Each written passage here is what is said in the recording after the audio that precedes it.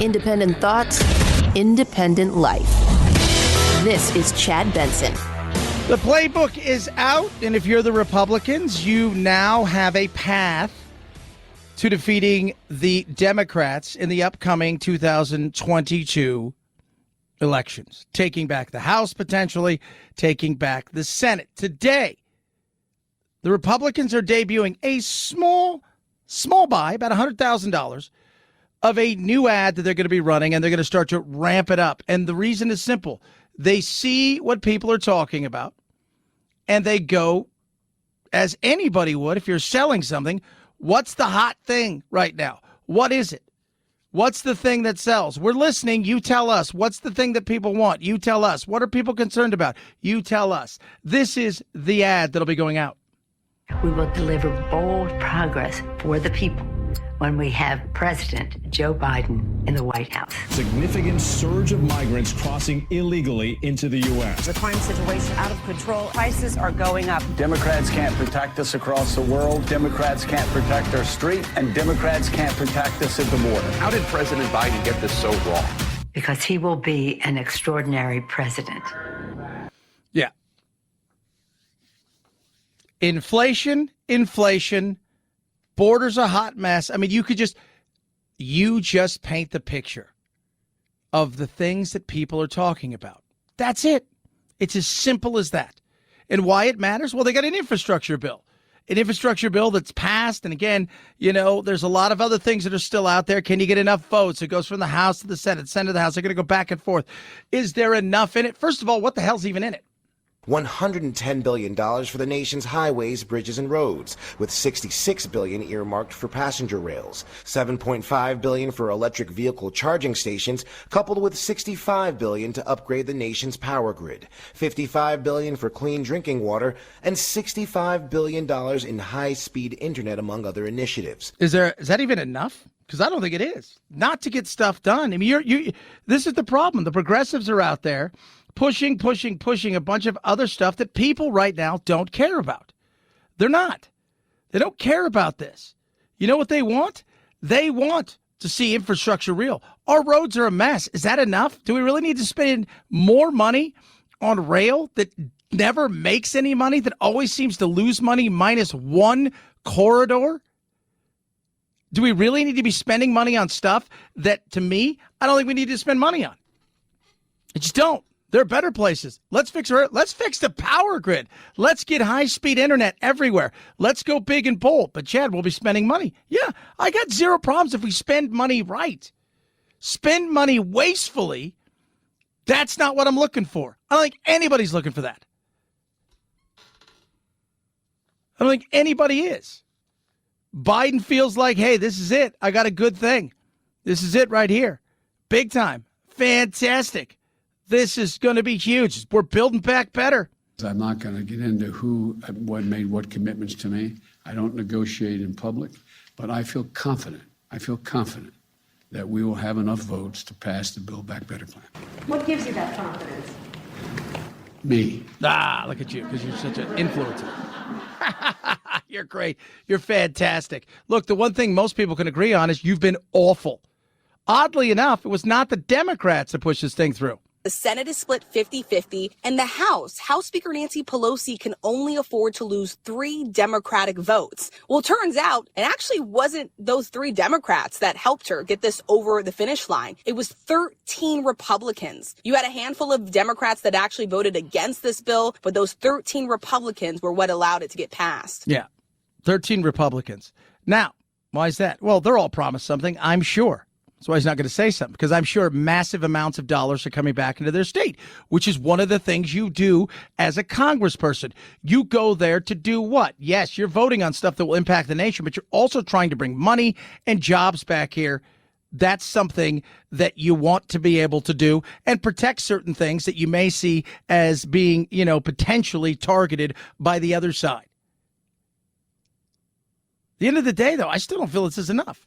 If they came to me and said we're going to do $3 trillion straight for infrastructure over a 10-year period, and this is what it's going to look like, and we're going to build the roads again, the highways, Interstate High, we're going to put those things out there. We're going to get them caught up. We're going to build the bridges again. We're going to strengthen them. We're going to work on our power grids so they're not so vulnerable. We're going to update our airports, the things that need updating. We're going to update and then some. If you come to me and start telling me that, you got my attention because I look at that. Yeah, jobs, fine. People are going to make money. I get it. At the end of the day, I think we all know those things need it. Now you're talking about this other bill that, quite frankly, is a joke. First of all, if you really believe in this stuff, right? If you're really believing in you need $6 trillion for all of these things, where you're going to give out free college, you're going to give out free, everything you could possibly think of. And then because this is going to be great, you're going to spend trillions of dollars on climate. If you believe in that in your whole heart, then you taking it down to 1.75 and getting rid of so much of what was popular in it, don't tell me that's awesome. It's not. But you also realize that the party is going to push back on you. And that's what you get. Welcome to the world of politics. You believe in it to the point where, I don't know if I can really believe in it that much, because we need to make sure that people get reelected, and us doing nothing is not a win. Plus, there are some things in this other infrastructure bill that we absolutely must get done. It's still, to me, I don't feel it's enough. I know, and it sounds weird. I'm all about rebuilding stuff because we all drive on it. We all see it. Bridges are crumbling. We've got all kinds of hot messes when it comes to our power grid. How about high-speed internet everywhere? What is that about? Why does it take forever to do all of those things? To me, all over that. All over that.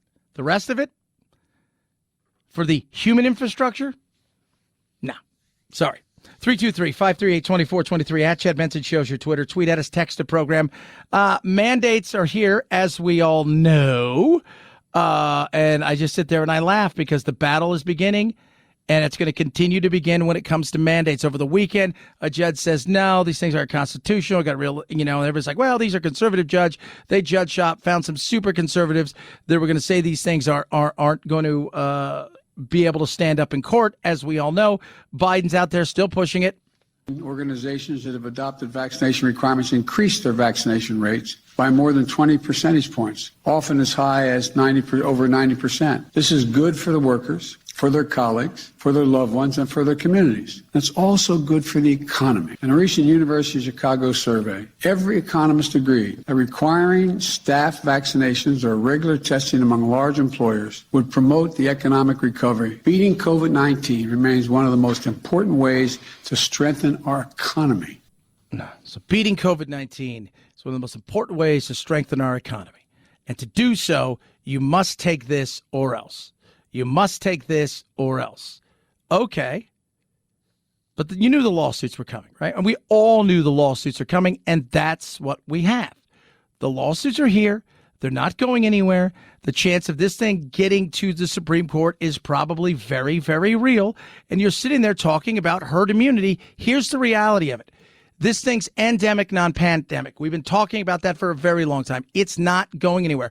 One of the big reasons, arguably the biggest reason, can't. It's not. It's just not. We've never eliminated something that has been able to go from animal to human and vice versa. It's just not going to happen. It's still going to be around. Flare-ups will happen. We've got all kinds of opportunities now for the treatments on top of vaccinations. It's time to just get on with getting on. Simple. That's right. You would think. Morgan, vaccine mandates work. We've seen them work across industries in the public and private sector. There was a recent Gallup poll which showed that 56% of U.S. workers are in favor of vaccine mandates, and yet only 36% of employers are mandating the vaccine. To get to that elusive herd immunity, which is a phrase we would talk about early in the pandemic, with the Delta variant, at least, we need 90% of the population vaccinated. We currently are at 70% with adults, and vaccine mandates could really move and close that gap. Yeah. Vaccine mandates. Mandate. Of course. Mandate. Rather than give choice. Mandate. Are we going to start mandating the flu? I go back to that. Well, that's just stupid. Why is it stupid? It's endemic. It was once a pandemic, and the thing that killed more people than this thing has killed in a very fast amount of time. Why not then? How long does this last?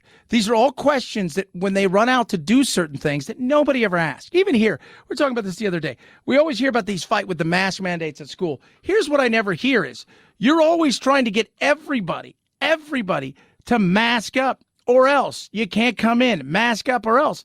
What I never hear is when it falls below a certain level that we're going to take the mask off. When it falls below a certain level, that we're going to say, look, once it gets to this level, we're no longer going to require you to test every week. That's what I don't hear. Because it's all about the reach. That's what frustrates people. Last year, understandable. It was new. We weren't quite sure. We're trying to figure that out as we went. Science can change on a daily basis as we understand. As this thing evolves, we get it. At some point in time, you got to learn to live with this thing, through this thing, around this thing, and most importantly, above this thing. 323-538-2423 at Chad Benson Shows your Twitter. Tweet at it. Hope you were great. I got to say, got an extra hour or so night's sleep tonight because the clocks went back. They went back for everybody but me. That's what I love. So the beauty of being here in Arizona is our clocks don't change. So it was very, very nice. I don't think I'm going to suffer from SAD. Is that what it is, right? Seasonal disorder there. Oh, God, it was so nice. But just getting up even an hour or so later is huge for me. 323-538-2423 at Chad Benson Shows your Twitter. Tweet at us. Text the program. My Pillow. There's all kinds of amazing deals, especially the holiday season. Right? I was looking over here. I've got a pair of slippers here that when I go golfing and stuff, sometimes I'll put them on because I got golf shoes and sometimes my feet are sore afterwards. And even at work, I'll throw them on. But I tell you what, they're from the Giza Dream Sheets to the amazing towels to all of the stuff. It is incredible. And it's perfect for this time of year. There are no issues at all when it comes to supply chain. You know what's available to you? Things like the BOGO. Buy one, get one free in their Giza Dream Sheets, which are amazing. Grown with long staple cotton right there in the middle of the Mediterranean. You will love these. Love these. They're incredible. Right between the Nile, Mediterranean Sea, and the Sahara Desert. 6-day money-back guarantee. 1-year limited warranty. Machine washable. Tons of different colors and sizes from king all the way down. Absolutely. Limited time. Buy one, get one free in the Giza Dream Sheets. Go to MyPillow.com. Use the promo code Benson. MyPillow.com, promo code Benson. Check out all of the deep discounts on everything from the MyPillows to the slippers to the towels, the mattress toppers, and everything. Save big. You can call 800-983-4975 as well. Or go to MyPillow.com. Promo code Benson is save big. MyPillow.com. Promo code Benson. Chad Benson Show.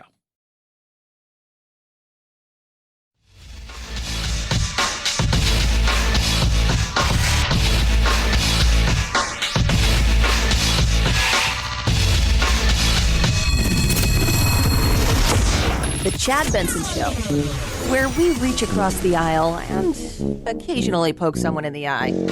You know what's back? I'm going to tell you guys. Are you guys ready? Travel is back. Travel is back, and it's back in a big way. Not just from, say, Phoenix to Dallas or Dallas to New York, but travel is back globally. Many of today's inbound international flights are sold out. United alone expecting 30,000 inbound international passengers today. Delta seeing a 450% increase in bookings by international travelers since the new travel rules were announced in mid-October. And Hopper seeing searches for flights to the U.S. more than quadruple. Yeah, because people want to get over here. And this goes back to you've got to be fully vaccinated. There's a lot of stuff that has to go into this. You're going to have, I'm sure, a negative test probably in somewhere in there, even to get back from here to there. But everybody's fully vaccinated. Come on down. It's the way it is. It's going to be that way for a long time. Remember, endemic, not pandemic. Endemic means it's not going anywhere. Think about this. As much as we battle and fight and argue amongst ourselves, look around the globe. There are places that have so many people that are not vaccinated and to come nowhere near close to being vaccinated. Not that I think it matters the way that I think a lot of other people do, but If you're hoping to get to that herd immunity, which isn't going to happen with this, the way that people think, you're going to be stuck. There's going to be a lot of people that aren't going to get this. Study over the weekend. Still about 25% of people will never get the shot. That's simple. They're never going to get it. They're not. They're not. Half of the unvaccinated will never change their mind. Some, over time, may change their mind. But it's going to be over time. But a good portion of people are never going to get it. And like, for, one of the other telling things was the kids. Right? Kids, you're 14, you're 15, 16, 17, a little different than a 5-year-old. For some people that are running out there super excited about doing this, okay, understandable. There are people out there that are like that. But for others, they may have wanted to get the shot. They may have wanted to really, go out there and do everything they could. But when they look at their younger kids, they're holding back. They're holding back. And that is understandable. My 3-year-old, I don't know if I would. Jack, he's already had it. That's the other thing, too. If your child's already been through it and they've had it and there was virtually nothing, which has been like 99% of the cases when it comes to kids, it could spread. It could. Anything. It's not going anywhere. So how do we learn to live with this thing, through this thing, and around this thing? It's that simple. 323-538-2423 at Chad Benson Show's your Twitter. Tweet at us. Elon Musk, we're going to talk about him. He had a poll over the weekend if he should sell $20 billion of stock of Tesla. And I think he has like 21% of Tesla stock. And so I guess he sold $20 billion in stock. Or he's going to, based on his poll on his Twitter. We'll talk about that. Plus, what took place at Astroworld with the Travis Scott concert tragedy. We shall discuss. Chad Benson Show.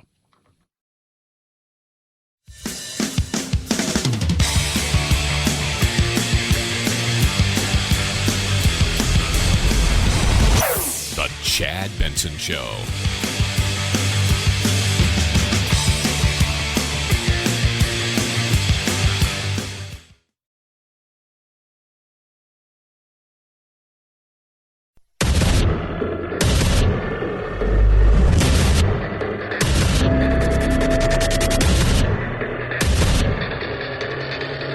Independent thoughts, independent life.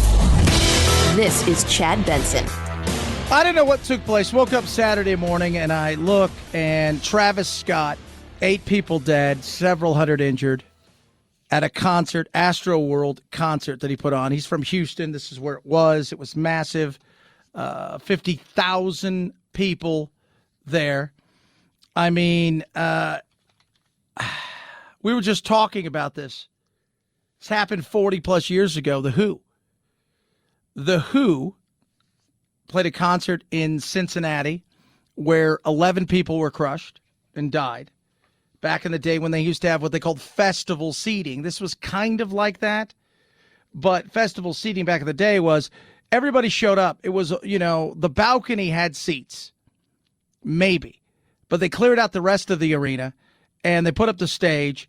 And everybody just stood there. And then you sprinted as fast as you could to get to the place that you wanted to be.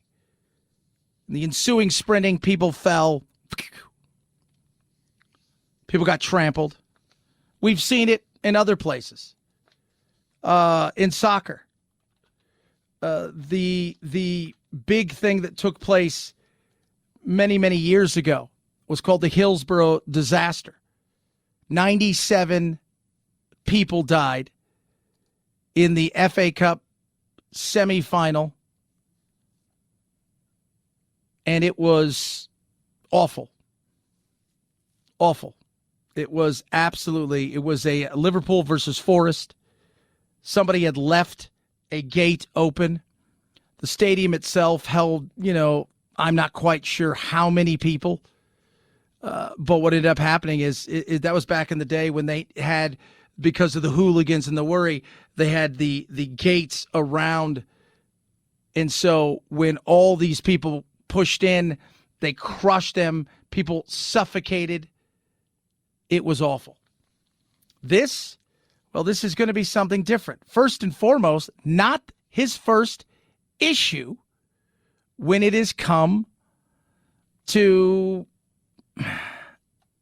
Travis Scott and the crowd. Officials say it is not the first time crowd control issues have come up at Astroworld. In 2019, barricades were breached. That incident leading to stronger fencing, more robust barricades, and an increased security presence at this year's event. And in 2017, Scott was charged with inciting a riot and disorderly conduct after he allegedly encouraged fans to rush the stage at an event in Arkansas. Several people were hurt, including law enforcement. Scott reportedly pleaded guilty to a lesser charge in that case. Yeah. They've already got attorneys. You knew that was going to happen. It's happened before. History has repeated itself. And we hope that by filing this lawsuit and the many other lawsuits that are guaranteed to follow, that Travis Scott and other artists like him understand concert goers want to be safe. Yeah, they do. Of course they do.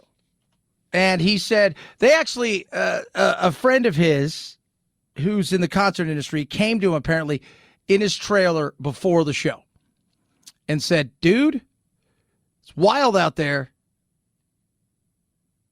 Be a little careful, right? Now, as an artist, you want people to feel it, right? And he had said stuff like, I want to feel the earth shake, things of that nature.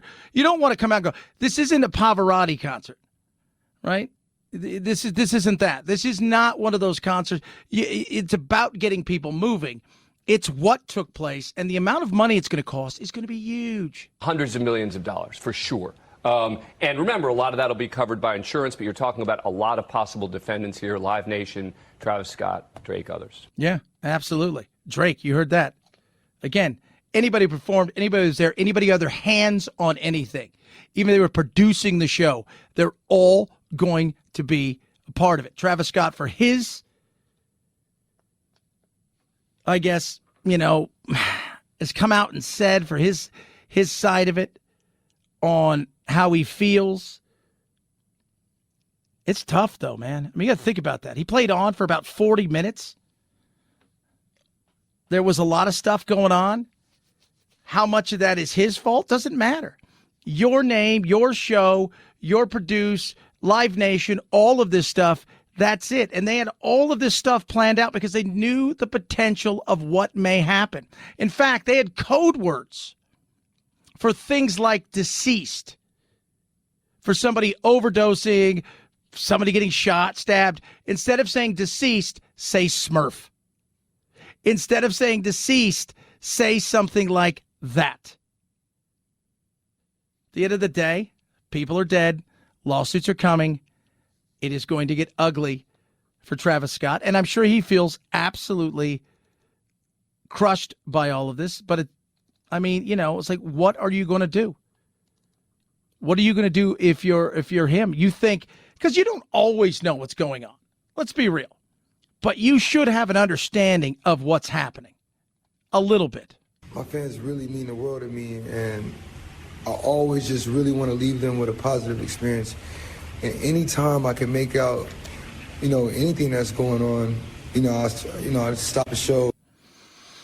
And you would think somebody would have come on stage and said, dude, there's some craziness going on. You need to stop the show right now and start helping people get out of this. 323-538-2423 at Chad Benson Show's your Twitter. Tweet at us, text the program. Infrastructure, kind of a done deal. Somewhat. At least the infrastructure that we would call infrastructure, which is things like roads, bridges, power stations, airports, rail. You have a lot of Republicans that jumped on board while other Democrats decided not to. Progressive Democrats have been demanding not only a vote on the bipartisan infrastructure package, but also on the second part of President Biden's economic agenda, this much larger social spending bill. And they said it was either both of these or none at all. And so Pelosi had to do some arm twisting here. So there was a nearly 12-hour standoff between progressives and moderates in the House. Yeah. So who do you turn to? It's probably easier to deal with others. The Senate is split 50-50, and the House Speaker Nancy Pelosi can only afford to lose 3 Democratic votes. Well, it turns out it actually wasn't those 3 Democrats that helped her get this over the finish line. It was 13 Republicans. You had a handful of Democrats that actually voted against this bill, but those 13 Republicans were what allowed it to get passed. Yeah. And now people are, what are we going to do with them? We got to get rid of them. We got to get rid of them. Who are those people? What are they about? It's a lot of money, but is it enough for the things that we need? At the end of the day, when I look at infrastructure, I want to build the roads that need to be built. I want to see the things that are fitted the way that they should be fitted. I want to see very little waste, and we know there's going to be tremendous amount. I want us to update things like, yes, broadband internet everywhere. We need high-speed super internet, not dial-up or crap that some people have. We need to absolutely go and look at our things like our power plants, our electrical grids, and refit those and modernize them and bring them up. Those things are real and they need to be done. Most people are okay with something like that, even Republicans. And these Republicans, of course, jumped on one side because it was simple. It was easy. Hey, I'm going to bring money back to my state. I'm going to be bringing money back to my state. That's what I said I was going to do. I was going to go get jobs and bring money back to my state. I've done that. The other side of it is Democrats saw what happened this past week. They saw what happened this past week, and they said, we have to do something. We have to do something. We cannot afford to get nothing passed. And our first 2 years in office was infighting. Afghanistan's a mess. The border is a mess. Inflation, rising cost of everything, and then some. We can go on. And the economy and coronavirus. They saw what was going in to what the Republicans were doing, and they said, if we don't do something, we will pay the price in 2022 in a way that we didn't even imagine 2 years ago, because we thought, well, we're going to get through all of this stuff. We're going to be totally fine. And all of a sudden, coronavirus still here. Battling over that, mandates that are, they're really popular. They're popular amongst the people who've already got the shot. Think about that. When they talk about, 56% of people think mandates are good. Those are the 56% of people who've already gotten the shot. So it's not as popular as you think. And when you continue to see this thing rise in certain places and they can't seem to get a handle on it, people get frustrated. So they're looking around and saying, wow, this isn't good. So we better figure something out. And then, of course, you've got Thanksgiving not too far away. Job numbers, decent last week. Absolutely. But Thanksgiving's almost here. And people are worried about getting a turkey. How much is it going to cost? Is there going to be enough for all the stuff? Thanksgiving turkey trouble. This year, like Charlie Brown's Thanksgiving, you may have to trim your list of trimmings. What kind of a Thanksgiving dinner is this? Where's the turkey, Chuck? Top turkey seller Butterball says it doesn't expect an overall gobbler shortage, but if you're hunting for a smaller bird, they could be tough to find. And it's not just the main dish at risk of running afoul. It's a variety of supply chain challenges like aluminum can shortages and cranberry sides. Yeah, so you got aluminum can shortages, everything. You don't want to be the dinner of disappointment if you're the Democrats heading into a year where people are uncertain about Christmas, which was the same thing last year. And if you're making hay and you're holding on and you're thinking, if I could get through this Christmas and we have a good Christmas, we could be all right heading into 2022. Now you're hearing supply chain issues are going to be a struggle. Now you're hearing things like, not only that, but we're going to see inflation continue to stay strong all the way potentially through or at least till the end of the next year. That is not helping you.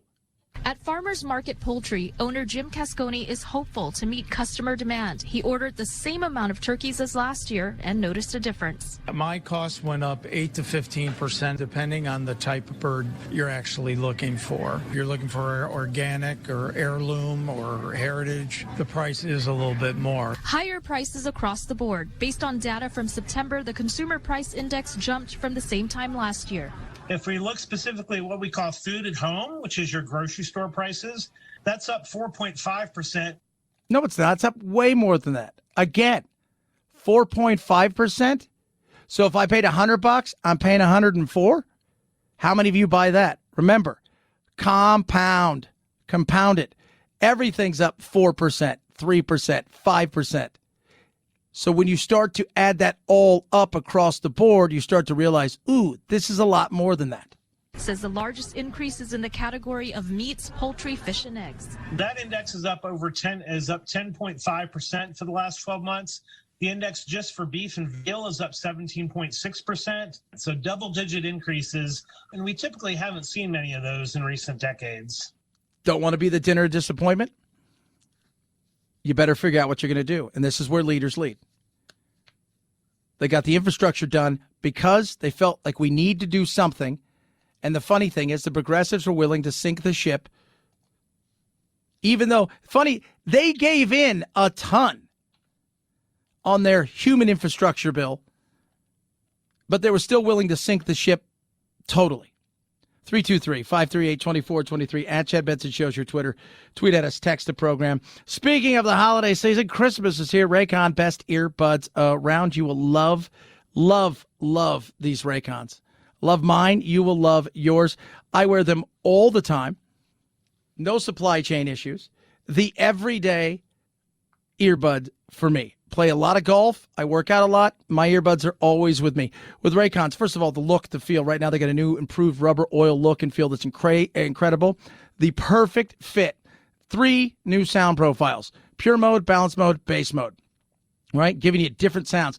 Podcasts for a few of those. Bass mode for hip-hop, EDM, whatever it is that you like. 8 hours of playtime, 32-hour battery life, built-in mic, take calls, click of a button, and they start at half the price of other premium audio brands out there. 45-day happiness guarantee. No Christmas issues here. Get your Raycons now. My listeners, you guys out there, 15% off. Go to buyraycon.com/Chad to save huge. They start under $70. That's buyraycon.com/Chad. Buyraycon.com/Chad. Save big. Chad Benson Show.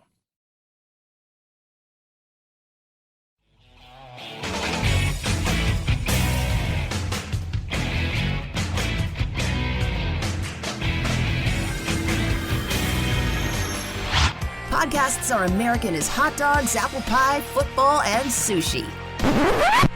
Oh my goodness. No. Okay, maybe not sushi. Next time you have a craving for something sweet and tangy, download a Chad Benson Show podcast. Boy, that is good. It's different. You get a little bit of saltiness. It's so good because it's sweet and salty at the same time. Get a taste on iTunes, iHeart, or Spotify and binge to your ears' content. Oh, yeah. You're listening to The Chad Benson Show. I watched a lot of football this weekend. Played a lot of golf, too. My football picks, not very good. Not going to lie to you. At best, I'll finish 7-7. Worse. Ugh. Are you kidding me? I'll be 6-8. Ugh. Come on, Steelers. Colts let me down. Raiders. Really? Saints. Bills. Come on now. Bengals. Browns were on it. Cowboys at home. Can you suck more? Is it possible? And then the Rams last night laid a bit of an egg. By the way, the Rams game, I'm watching it, and it's Sunday Night Football. They're doing all the stuff, right?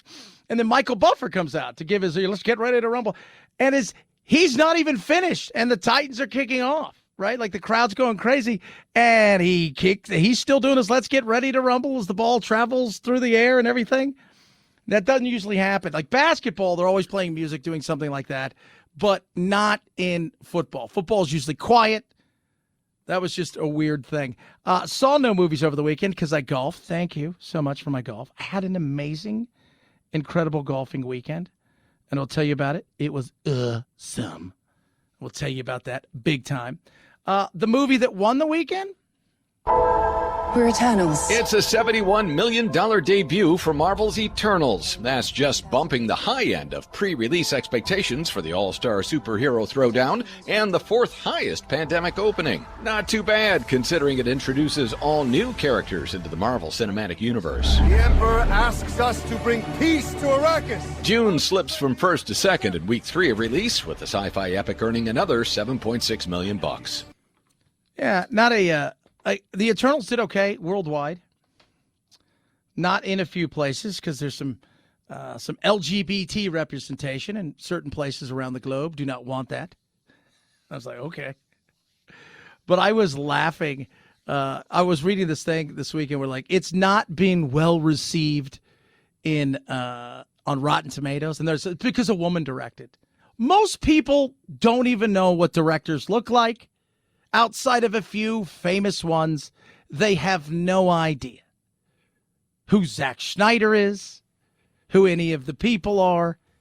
Like, how would you know? If I would have told you, hey, the Eternals wasn't very good. Oh, it's because a woman directed it.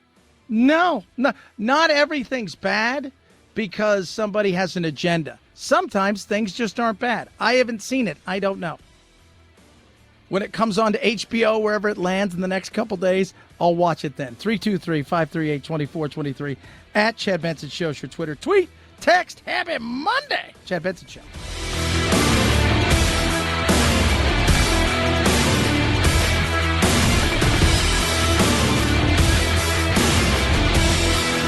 This is the Chad Benson Show.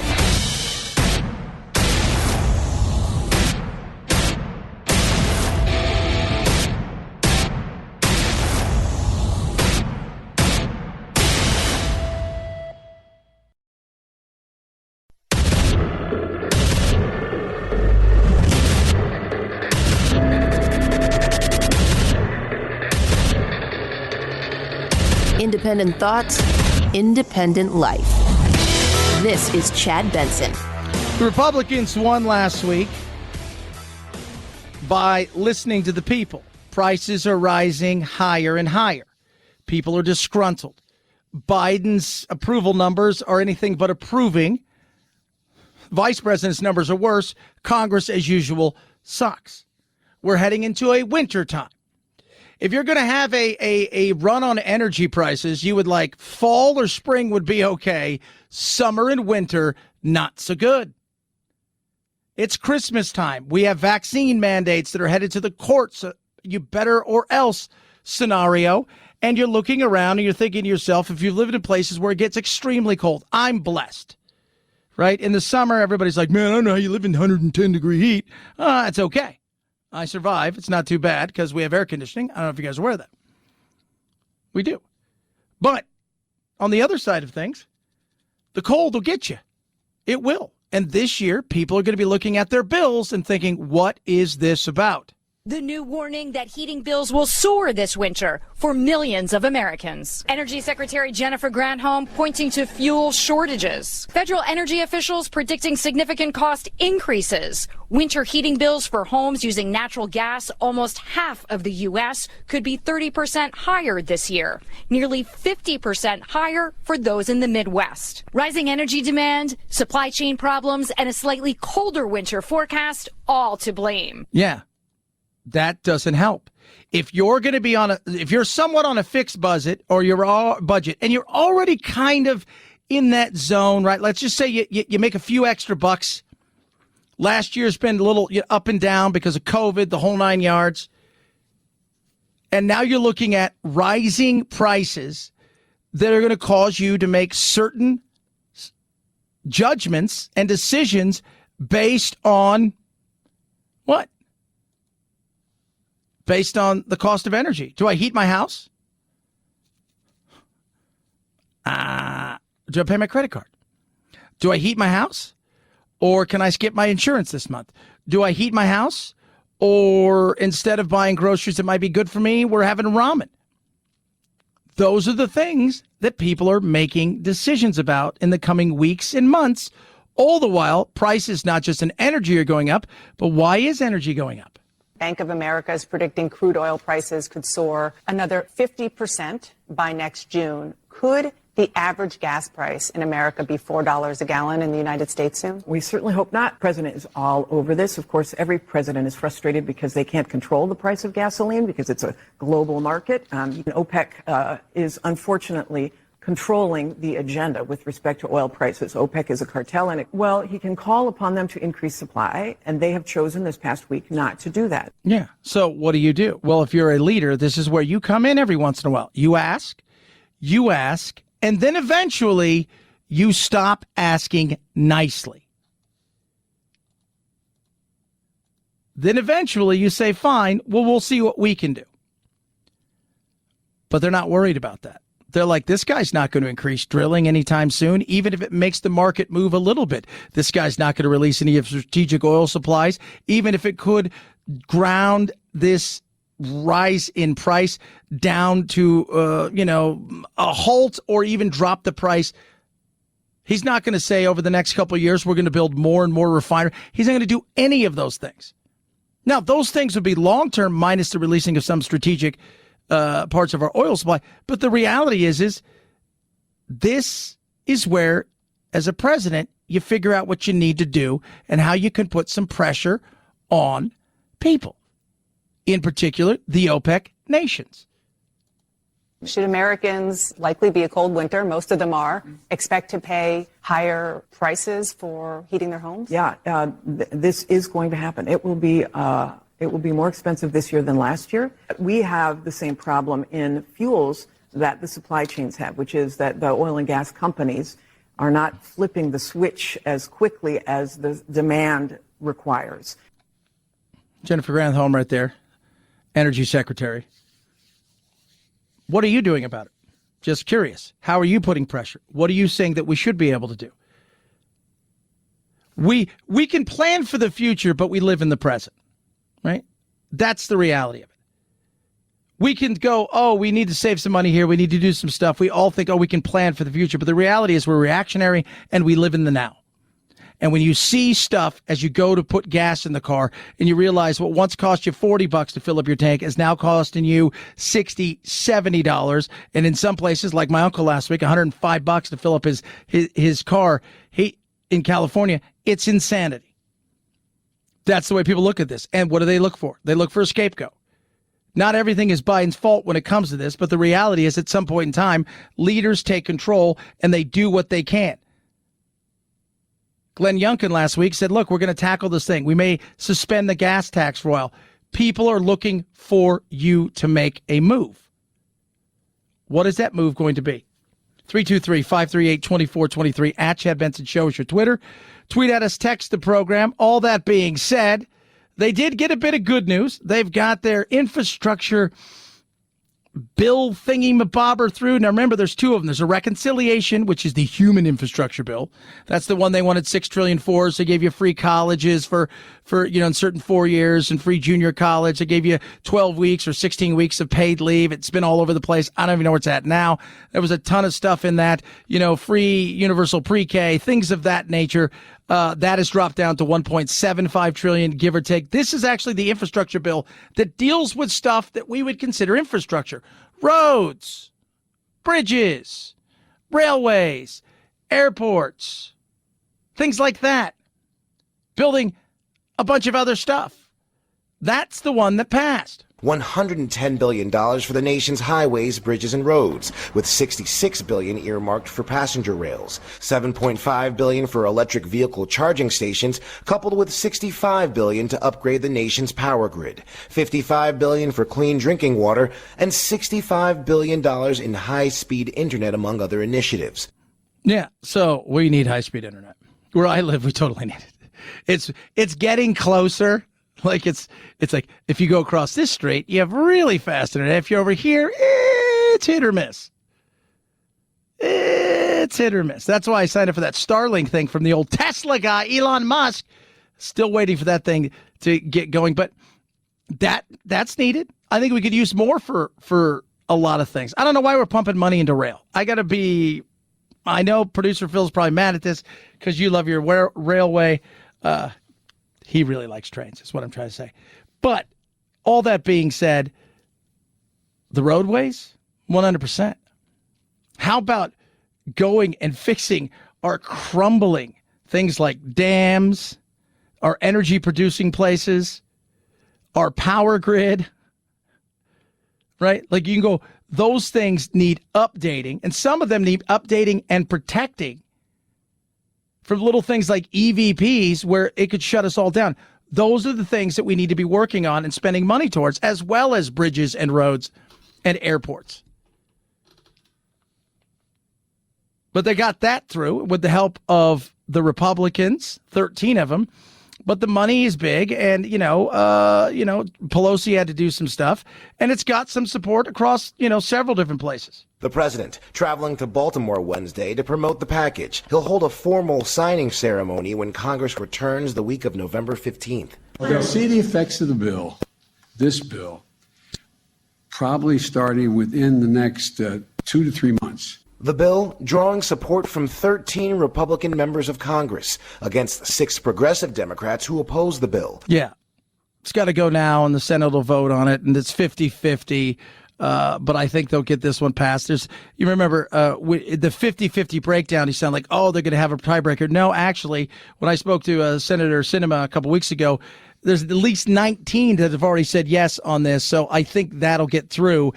No questions asked. And then he'll have his little signing ceremony and we can get on with it. But it still doesn't stop the other reconciliation bill from happening. And that's the one that people are asking, is this something we need at this moment and this time? Is this something we need right here?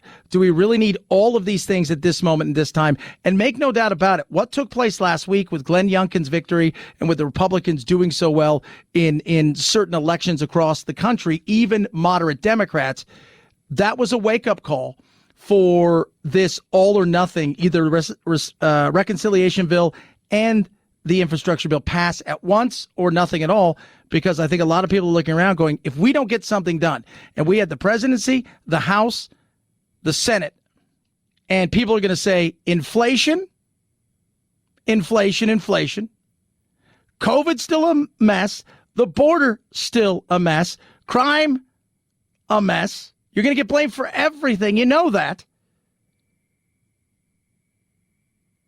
And, of course, Afghanistan, people are going to ask questions of why did we give you the presidency and all of these things? It's time to go in a different direction. So we'll see what direction they go in. 323-538-2423. At Chad Benson Show is your Twitter. Tweet us, text the program. Love hearing from all of you. MyPillow has a BOGO, buy one, get one free. All the fears of not being able to get your stuff, these make great Christmas presents. The BOGO, buy one, get one free Giza Dream Sheets. So they start from king all the way down. They got tons of colors and styles, 6-day money-back guarantee, 1-year limited warranty. Sahara Desert, Nile, Mediterranean, right in the middle of that, long staple cotton is grown specifically that MyPillow gets, and with their patented technology, they put together the nicest sheets you're ever going to find. Cool and comfortable. Absolutely amazing. The best sheets you're ever going to own. Tons of discounts across all the MyPillow products, including the MyPillow, the mattress topper, the slippers, everything. But get the buy one, get one free. That's at BOGO, as the kids would say nowadays, on the Giza Dream Sheets. MyPillow.com, promo code Benson. MyPillow.com, promo code Benson. MyPillow.com, promo code Benson. Let's find out what's trending straight ahead. Chad Benson Show.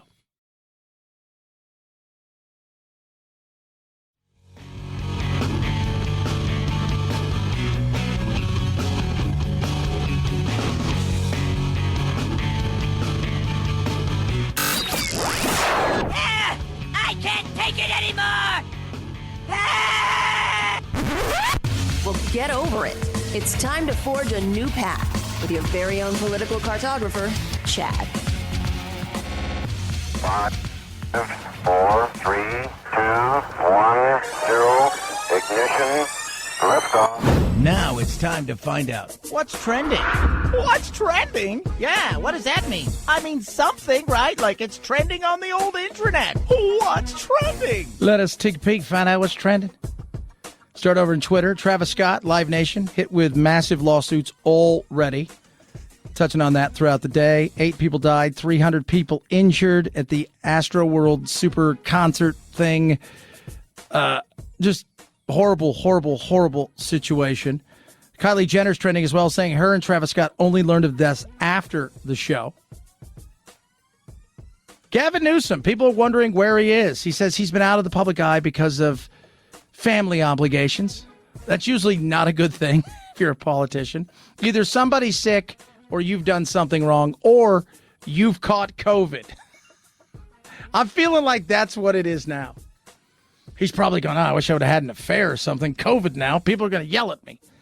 Josh Hawley, we're going to talk about him in a minute, but he was on Axios. And he talked about masculinity, which he is going to make a political issue. Some of what he says may be true. A lot of what he says is Josh Hawley gibberish. Head on over to Google. Yellowstone premiere. 2 million searches yesterday. Dallas Cowboys, Packers, Rams, Raiders, lots of searches. Veterans Day this week falls on a Thursday. COVID vaccine for kids. And what took place again at the Astroworld, the absolute horrific. I mean, it was, some people were suffocated. It was just a horrible, horrible situation. And the amount of money and all that stuff. We can talk about all that. I mean, the reality is it is going to be a lot. People lost their lives. Who was really to blame for it? Was it just one of those things? And we were touching earlier on some of the disasters that have happened in crowds in the past. And this is nothing. You go and look at what happens in parts of the world where they have the pilgrimage and thousands of people die over a decade or so from just, to the Hajj and it's, but here this wasn't supposed to be this way, right? It's supposed to be fun. And who is to blame? Who is to blame? Officials say there were nearly 50,000 at Friday's Astroworld Festival, headlined by founder and rapper Travis Scott. When the crowd began to surge toward the front of the stage, pushing fans to the ground and crushing others at the outdoor venue. Stop the show! Stop the show! At one point, the crowd chanting, "Stop the show," as an injured person lay on the ground. Yeah. And it just gets worse and worse and worse and worse. Continues to get worse and worse. Because you're on stage, you don't know what you can see. You got lights flashing in front of you. You kind of see parts of it. Your job is to get everything rocking and rolling and to bring the crowd and to get them moving and all of a sudden, boom, this happens. This happens. And it's awful, but then people start panicking. That's the other thing. Because once something like that happens, you can see it in the crowd, like the wave. When people do the wave, the panic can start to go through the crowd, and then all of a sudden, boom, everybody starts freaking out. Everybody starts yelling and screaming. It isn't good. I was on the floor. Nobody helped. I tried screaming for my life. I tried screaming for help. Nobody helped. One of the victims right there was injured. You hear people screaming. Again, that panic starts. And you don't know because you're getting pushed from behind. You're getting pushed from the side. You're trying to get in. You think you see an area, and all of a sudden you're surrounded by, imagine being in a group of 5,000 people where you're just in the center, right? People in the back aren't probably going through this. People on the waysides probably aren't going through this. But if you're in that center and you're younger, I think there's some younger victims in there. It was awful. It was awful. It's going to cost, a ton of money. People lost their lives. People are going to rethink on how we do concerts, what's going to happen. And I'm sure there'll be people coming out. We need legislation for this. We should only have seats at places. That's silly. This was an incident that took place one-off. The last time we had anything close to this was 40 plus years ago with the WHO. 323-538-2423 at Chad Benson Show is your Twitter. Tweet, text, Chad Benson Show.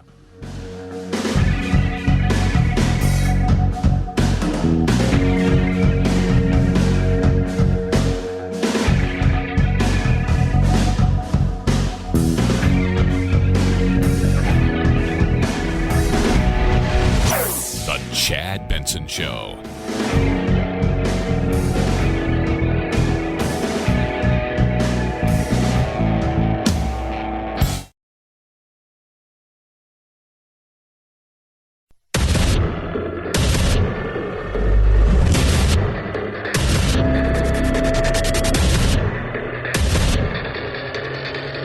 Independent thoughts, independent life.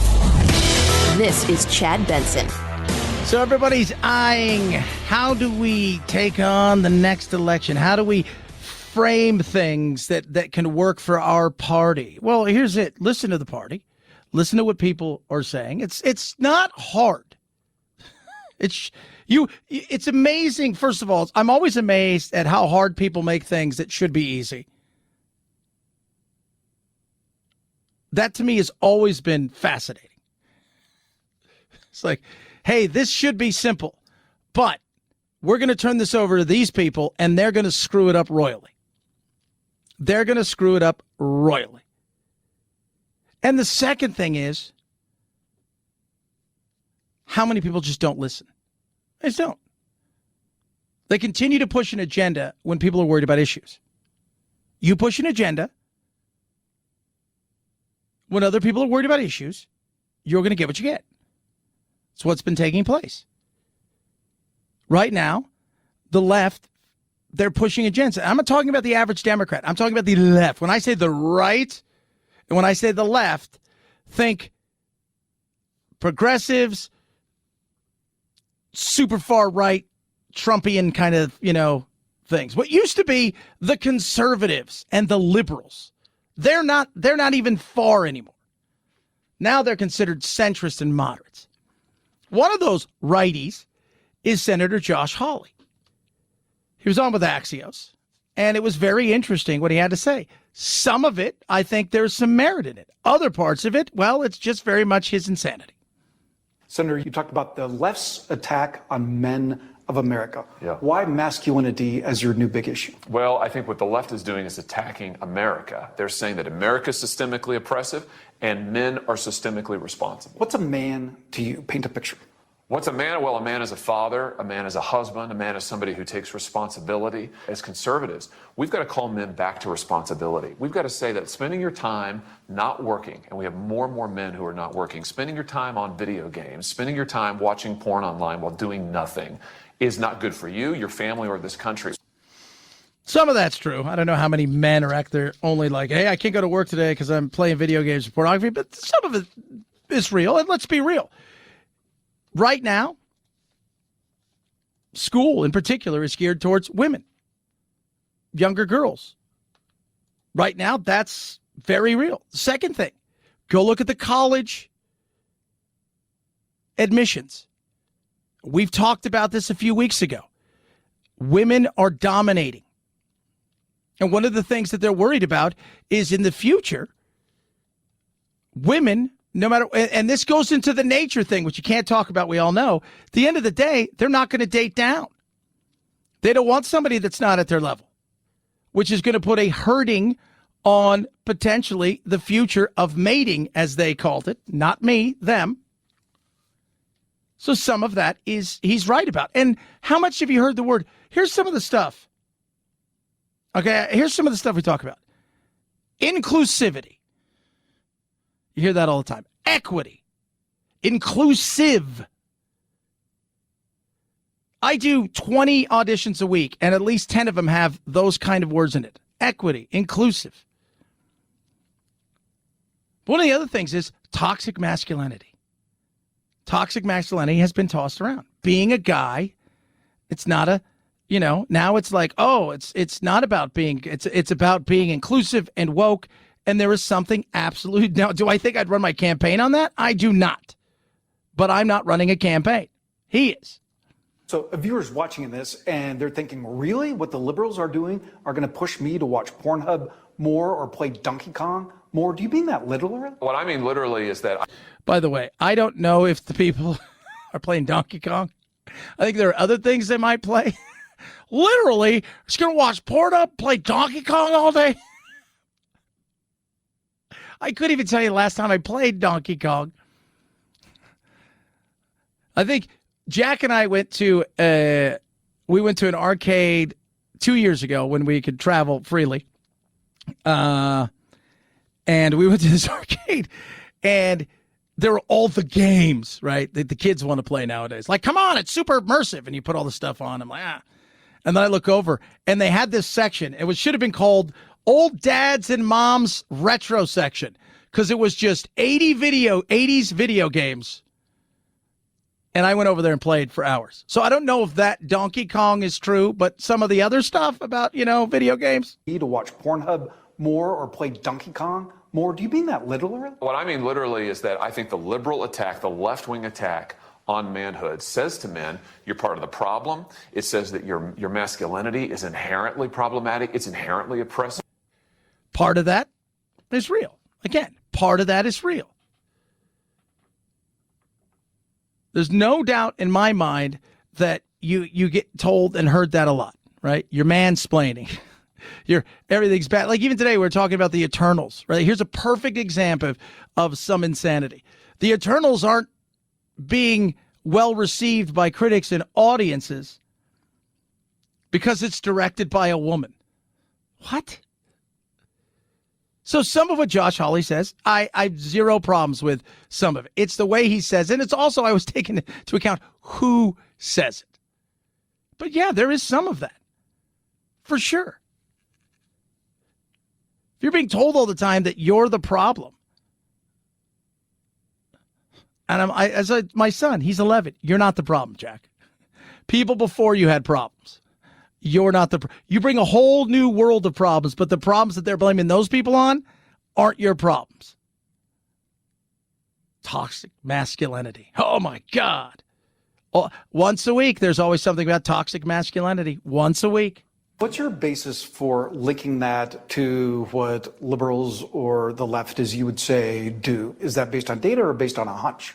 Well, it's policy over many years. Oh, well, you've got men, 16 million men, Mike, who are idle, who don't have anything to do. Now, partly that's their own responsibility, but also partly it's because jobs have dried up in many cities across America and rural areas too. I think you put together lack of jobs, you put together fatherlessness, you put together the social messages that we teach our kids in school. I think we've got to confront that and its effects. Some of it, again, true.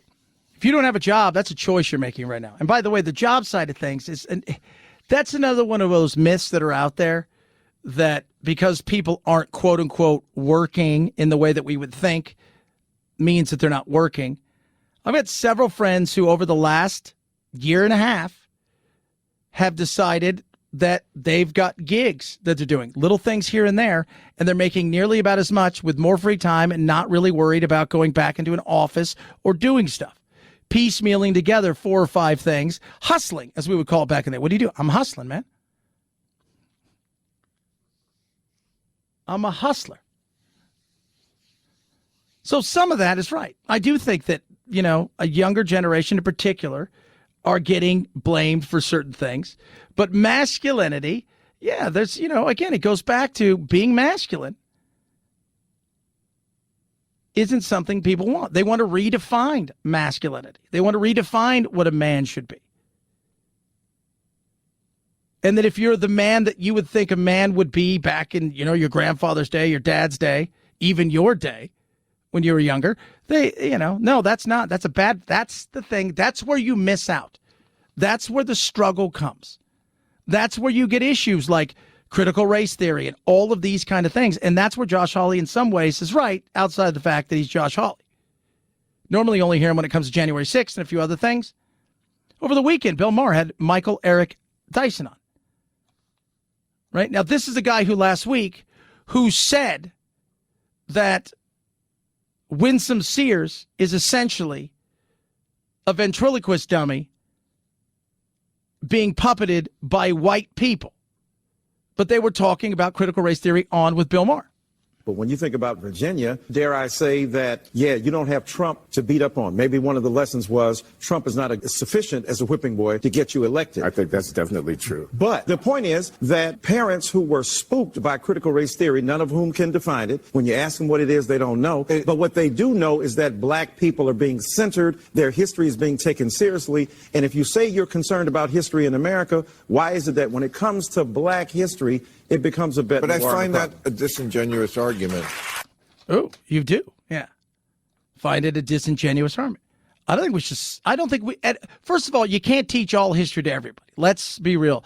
You're getting into a situation where you're teaching a little bit of a lot. You're not getting into everything. You're not digging deep down in World War I and Franz Ferdinand. And you tell kids nowadays, well, how did it start? Well, there's Franz Ferdinand, the band started World War I.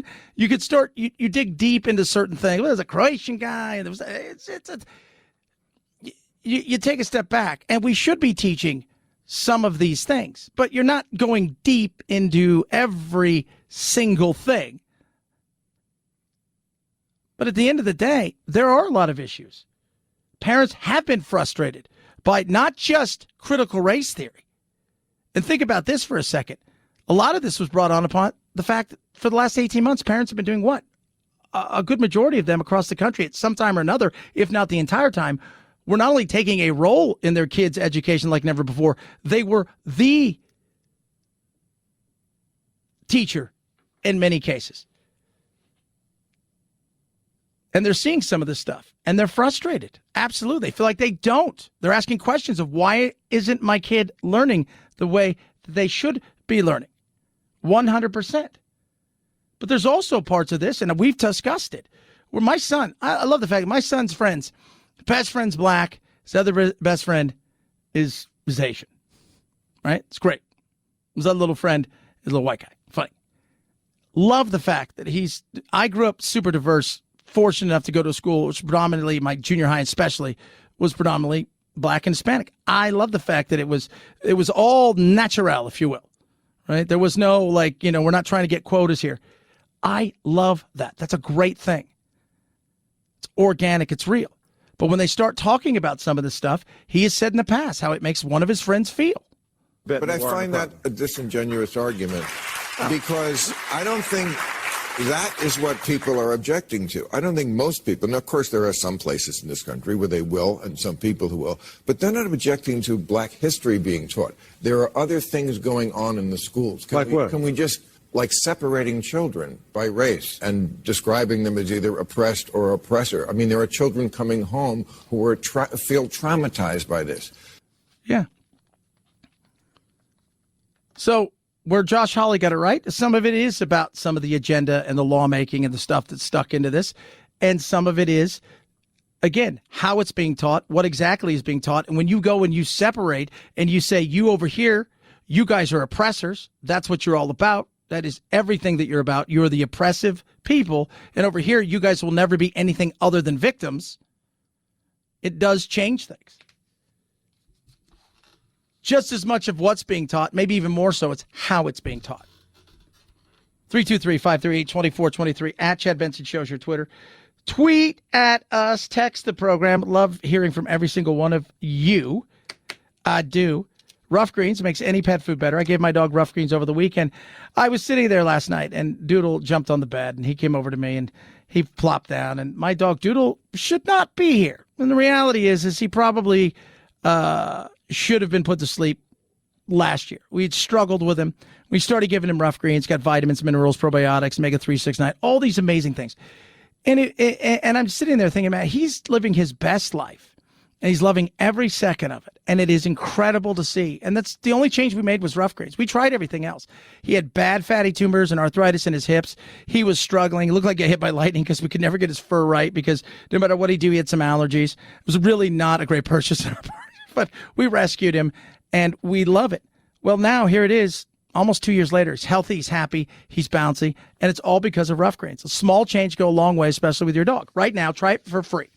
RUFFgreens.com/Chad. Roughgreens.com/Chad. You cover the cost of shipping. They're going to give you a bag for free. It's that simple. Roughgreens.com/shipping or call 833-MY-DOG-77. 833-MY-DOG-77. Get your free bag of Rough Greens. Rough Greens makes any pet food better. Kids, we all know what nature might do to you. Just want to let you know that. Chad Benson Show.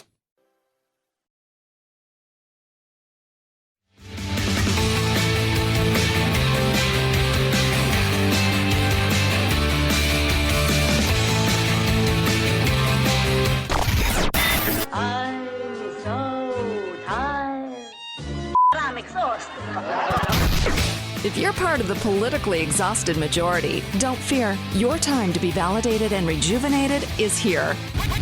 Wake up. It's the Chad Benson Show. You know, we look at nature We're a people that looks at nature, and we understand that nature can be nasty. Producer Phil, remind everybody what nature could do to you. Nature will mess you up. Mess you up. Some attacks over the past couple days because nature is rising up, right? And coming, I guess, for some people. Horrible attack in Australia. 57-year-old Paul Millerchip was swimming off Port Beach in Perth at around 10 a.m. on Saturday when he was bitten by a shark. There were no surf lifesavers on duty at the time. Millerchip's wife, who asked not to be named, was with her husband at the time of the attack when two teenagers saw what had happened and tried to help. Rest in peace, Paul. He died what he was enjoyed doing the most. Beaches in the area have now reopened to swimmers. Yeah. Attack. It was quick. It was fast. Came out of the blue. But it did happen. We just have to deal with it. They're looking for hours. They were not going to find it. Nature, again, will mess you up. Nature, again, can do that. It's what it is. You go into nature, and I do it.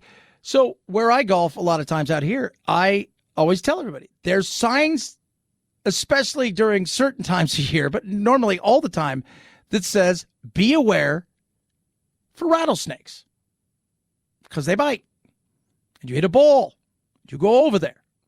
Places like Florida, be aware of other things like gators. In Waxahachie Park, Fort Myers, Florida, Grant Simmons dropped his sunglasses near the water's edge. He bent over and a 12-foot-long alligator sprang up, chomped onto an arm, and dragged him in. He knew not to pull away. I was also trying to use my good arm, my right arm, to punch him. After several minutes, the gator let him go. Then he went across my torso, and that's when he bit across my chest. Getting free, Simmons, with bites and a punctured lung, walked away, and the news press reports that a fisherman spotted him and got an ambulance. Yep. Got to watch out for that. They come for you. It's nature. They didn't know what my chances were. If I was going to survive, first of all, and then second, if I was going to keep my arm. And last week, we had a nature incident. This one was totally different because normally you go outside into nature. Next thing you know, you come home and nature's in your house. There's a laceration. I don't know if you can see that. It takes a lot to scare Laurel Rose von Hoffman-Kersey, who is already battling stage 4 lymphoma. I was screaming my head off the minute he touched me. But what happened inside her North Tahoe cabin early Saturday morning was enough to terrify her. What I could see, to my shock and horror, the first thing that registered was, my gosh, it's a bear. So bear in your house, nature outside, that's what happens. Nature sometimes will mess you up. Just letting you guys know that. You guys understand? I understand. Somebody asked me, if you had to fight any of those. Gator, tough one. If you're on land, you got a better chance. Bear, big, mean, tough one. You're on land, still doesn't matter. But shark, you're in there. Shark would be last on the list. Chad Benson Show. This is the Chad Benson Show.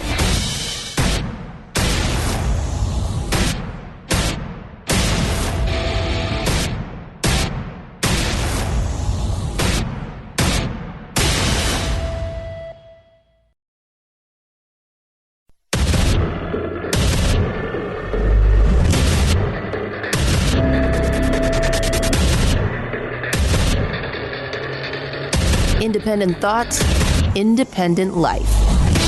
This is Chad Benson. The Democrats got something done. They did. With the help of Republicans. What? Yeah, they did. They finally got an infrastructure bill done. Now, remember, there were two bills out there, right? So one of them is a bill about spending a lot of dollars. The other one is a bill where I don't know if they spent enough dollars, and that's the one that got done. $110 billion on highways, roads, and bridges. $66 billion in passenger rail, the largest investment in Amtrak since it was actually started. $65 billion for the nation's power grid. $55 billion in water and wastewater infrastructure. $39 billion for public transit. $65 billion to expand broadband internet. Yeah. Chad, what do you mean you don't know if they spent enough? That's a lot. Hey, my grandma was one of these people. She didn't buy stuff like you wanted something. She was going to buy you something. She had all the money in the world, my grandfather and them. But when they bought you something, it was real, right? weren't going to buy you a $20 watch. They were going to buy you a real watch. They weren't going to. That's. I look at this and I think that's what this should have been. I'm okay with putting more money in to actually do stuff that needs to get done. My big issue, like everything else, should be the transparency and how are you going to spend it. And that's the scary part, because as we all know, government loves to spend money. And because it's not their money and there's zero accountability, like if you held everybody accountable with where the money went, what would happen? You'd watch the waste slowly but surely disappear, right? The waste itself would disappear rather than the money itself. Some people are excited about this. I'm excited because I think we need, who is not for, our roads suck. Let's just throw it out there. Our roads are awful. I drive an interstate every day getting in here, right? You could take it from all the way up in Seattle, all the way through the 10.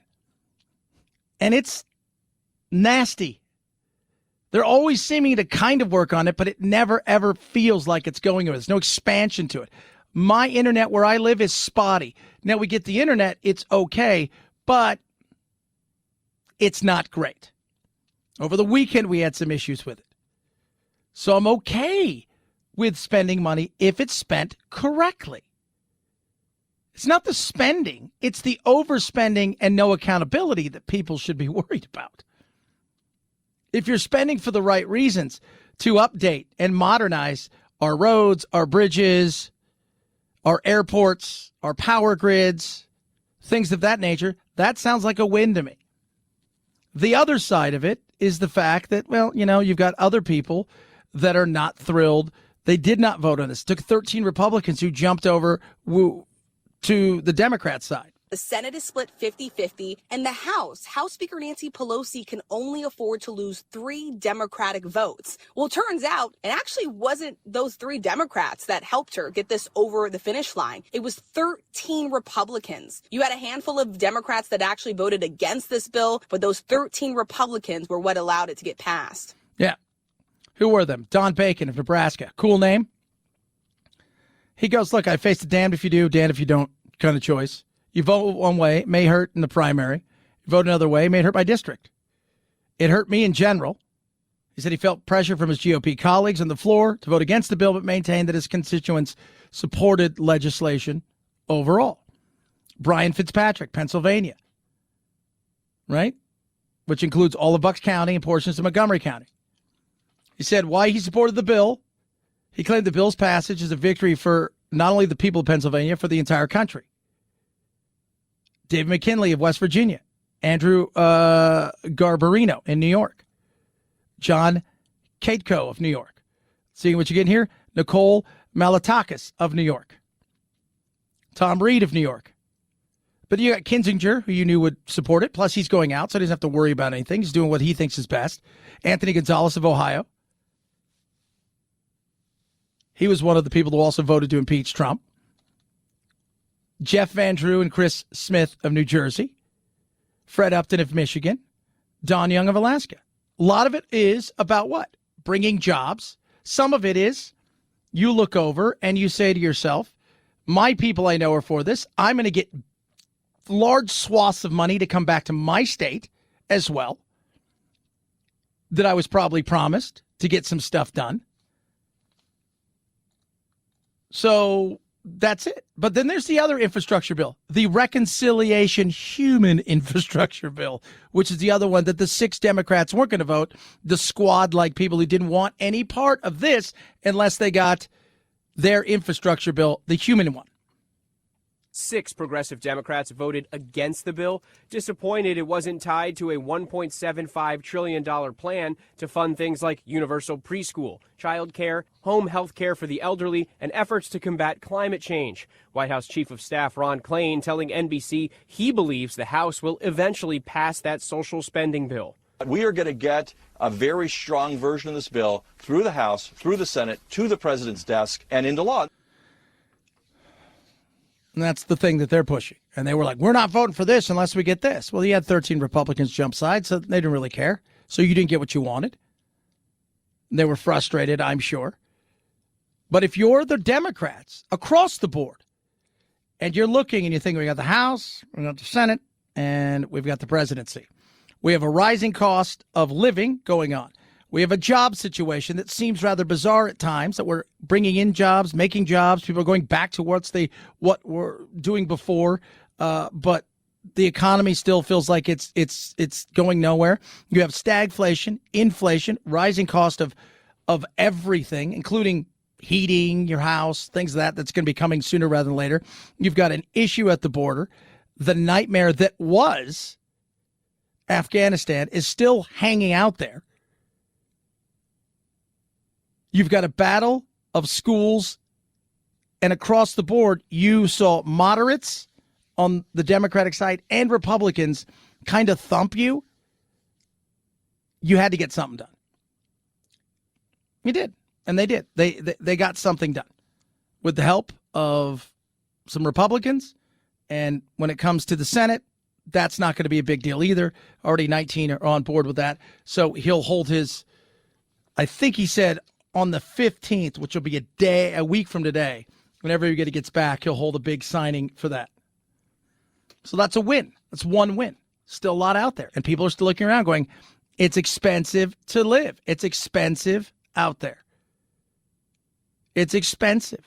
The rising cost of everything is frustrating people. The rising cost of everything, from turkeys to gas to you name it. They're frustrated. They want to see what's going to happen. We shall see. People are going to start traveling today. $2 billion is what people from Mexico pour into the United States on a yearly average spending, just going back and forth across the border. It's over $1 billion for the snowbirds. Where I live, we're snowbird heavy. And I was just telling my buddy, Jim, who does the morning show here locally, I said, where I live last year, very quiet, because obviously COVID was going on. We weren't allowing people across the border and vice versa. And now, over the last couple weeks, things have started to definitely pick up. But it is a marked change from where we were last year. Today, across the board, you can travel here. Many of today's inbound international flights are sold out. United alone expecting 30,000 inbound international passengers today. Delta seeing a 450% increase in bookings by international travelers since the new travel rules were announced in mid-October. And Hopper seeing searches for flights to the U.S. more than quadruple. Yeah. And I was talking to a couple of my neighbors. They weren't here last year. One of which is not Canadian. They didn't want to travel. They're a little bit older. But the other ones were Canadian. And her husband is American, and they came down here and stuff. And this is going to be, a big year for a lot of places like that, where you have snowbirds coming out. You have people traveling. All these things add up. They do. But when you start to factor in, even with that kind of help in certain places across the country, inflation the way it is, there's a lot that the Republicans are looking at, and they're salivating over when it comes to, yeah, that's great that you can open up travel, and it's great that all those things can happen. But the fact is, people are still struggling. People are still hurting. And while this may give a boom in certain areas, we're still going bust in others. And they're hyper-focused on winning back the House and the Senate. Today, they launch a small buy, about $100,000, on how they're going to do it and what they're going to do. And if you're the Democrats, I mean, all of this stuff, this isn't even hyperbole and insanity that you would normally see from both sides. We will deliver bold progress for the people when we have President Joe Biden in the White House. Significant surge of migrants crossing illegally into the U.S. The crime situation out of control. Prices are going up. Democrats can't protect us across the world. Democrats can't protect our street. And Democrats can't protect us at the border. How did President Biden get this so wrong? Because he will be an extraordinary president. Lot of stuff. And you look at his poll numbers today. A lot can change. A year from now, inflation could be virtually gone. The market, as far as jobs go, could be rocking. We could see energy prices collapse. There's a lot of things that could be happening a year from now. But as of now, People are looking. And as always, we want a scapegoat. And the scapegoat is you. We want somebody to blame. It's you. It's you and your party. You got this done, but what else have you done? 323-538-2423 at Chad Benson Show is your Twitter. Tweet at us. Batya Unger Sargon is going to join us, bottom of the hour. An amazing book that she has written, and we're going to discuss about really journalism, woke journalism, democracy, what journalism was before, what they actually set newspapers up for back in the day. It's a very interesting read. We're going to talk to her at the bottom of the hour. 323-538-2423 at Chad Benson Show. Twitter, Raycon, best earbuds around. They start under $70. 45-day happiness guarantee. New rubber oil feel that's incredible. Same amazing, incredible fit that you're going to love. And they've got 3 new audio settings so you can control the sound better. Right? A little boost here if you want some more bass, stuff for just podcast, stuff for audio books, maybe relaxing music. They got more control. Just everything about them is incredible. And they start under $70. 45-day happiness guarantee. If you want the best earbuds around, a premium audio sound, this guy, Ray J, has set it up for you to hit a home run big time. No issues as the holidays approach as far as supply chain. You will love these. Get yours now. Save huge. And I'm serious, guys. When I talk about the best earbuds around, these things are amazing. BuyRaycon.com/Chad. Save big right there.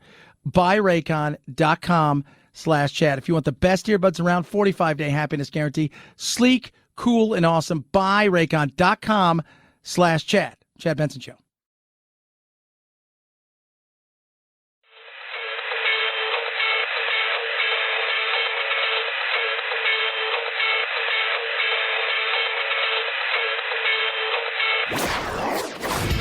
Don't let the Washington Beltway strangle you.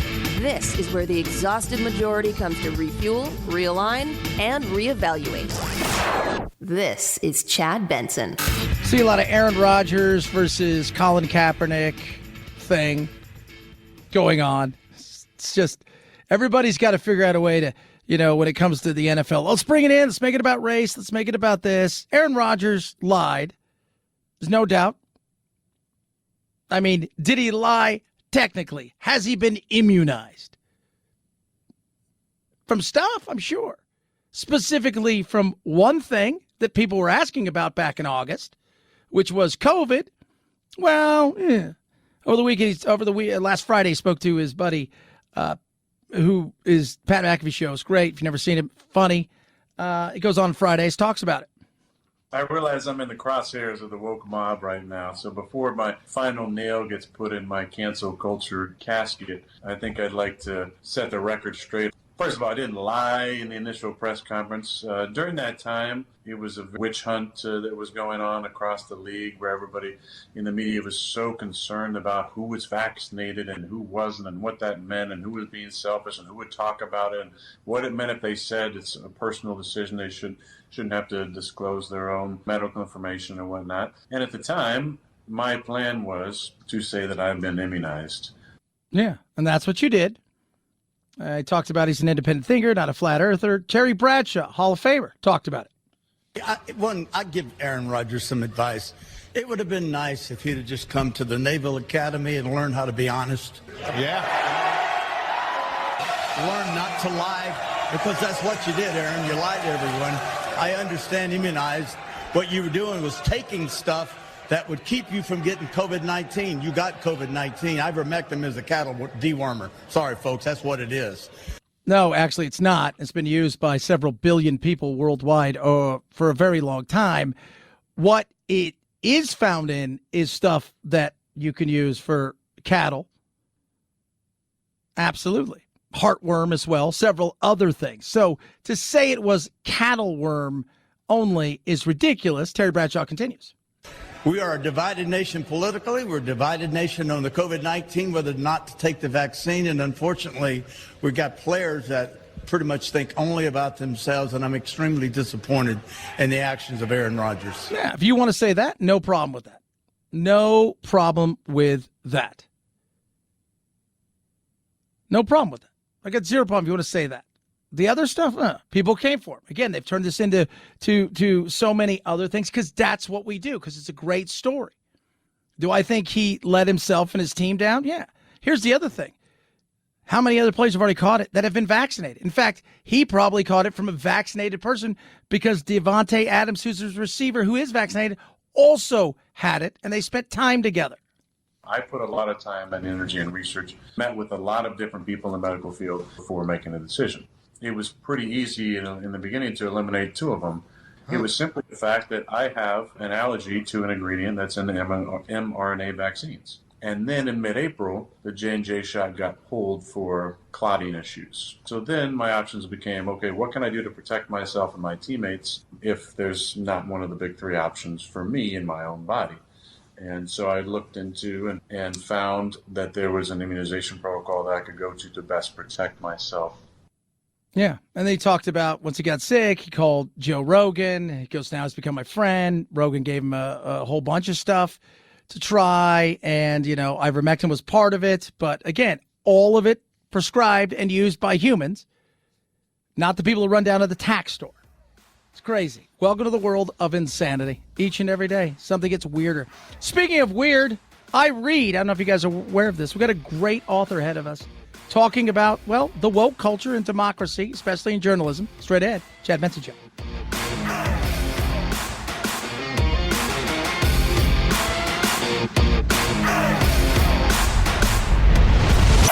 The Chad Benson Show.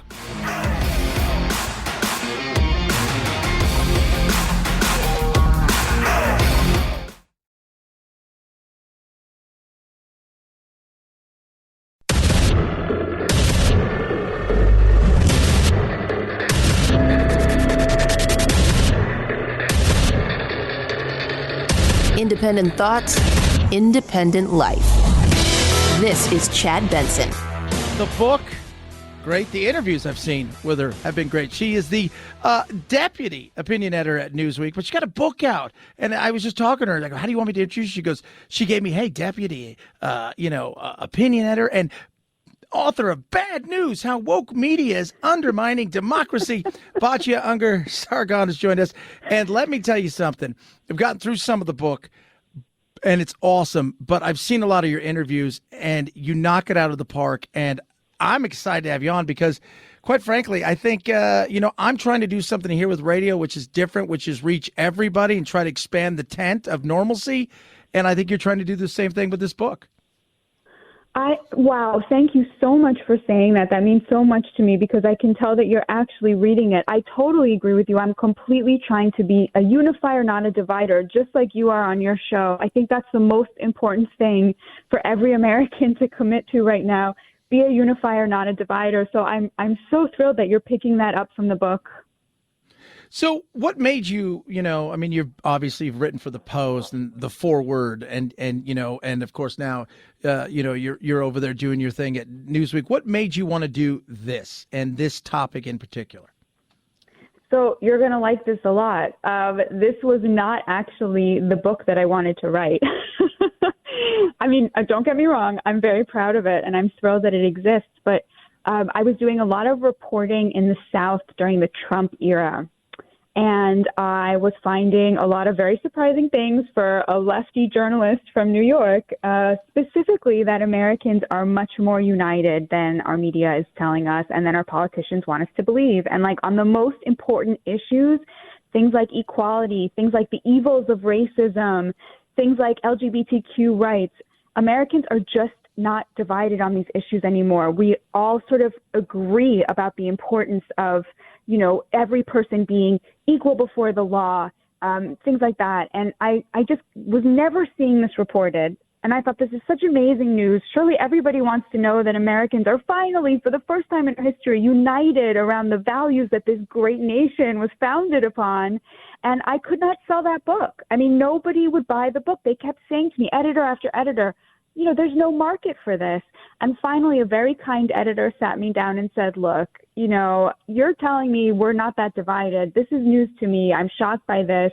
Why do I think we are if we're not? Why are all Americans so convinced that we're so polarized if you're saying that we're not? Why don't you write that book?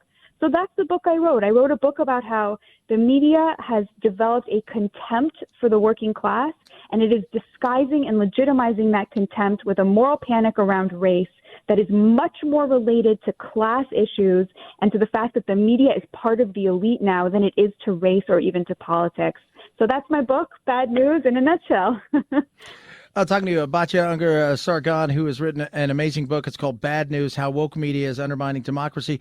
And it's funny because one of the things you talk about, and I think a lot of people don't realize, is, originally media, in particular the news media, wasn't meant for a certain class of people. It was meant for another class of people that were essentially, they thought, reading and talking above the other people.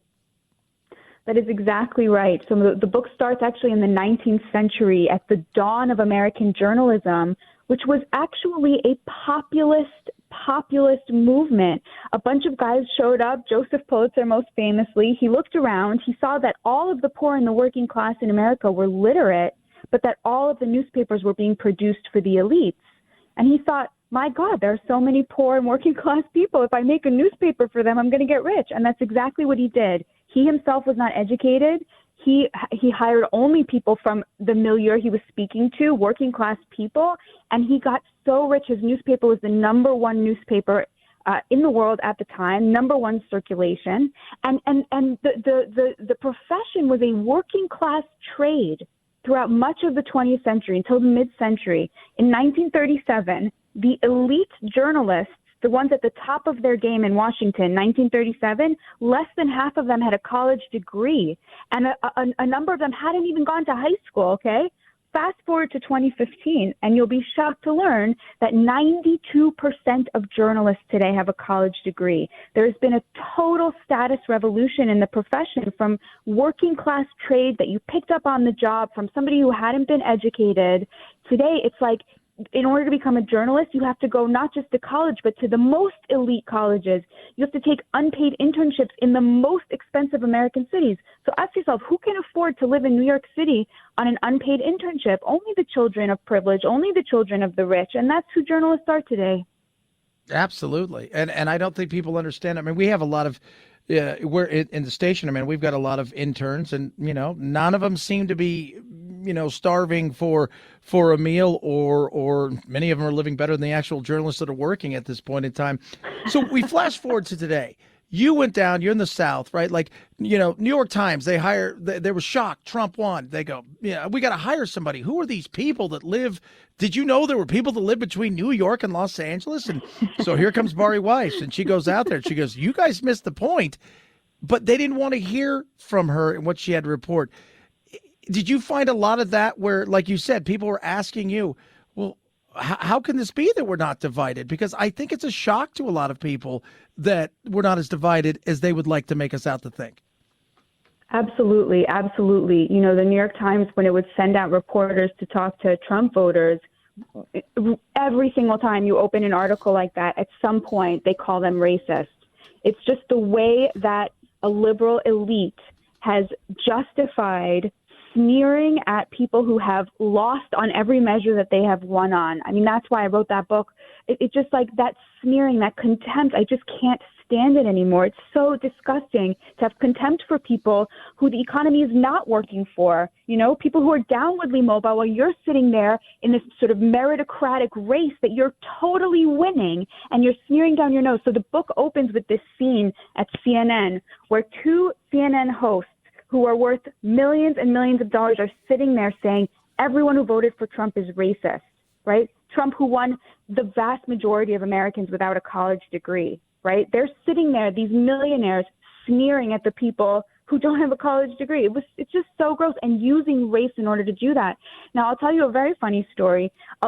One of the stories that I reported from the South, I reported because I read an account of it in the New York Times, and I thought, something is off here. Like, something was off. It was about a white man who's in a group called Sons of Confederate Veterans, whose best friend was a black man who was the deacon of a church, okay? And they're telling this story, and of course casting this man as racist, the head of the Sons of Confederate Veterans, right? And the two men are sitting there on a church bench, and it's clear that they're best friends. I thought, I wonder what's going on. It was never explained, you know what I mean? I go Yeah. down there, I meet them, and these guys are best friends.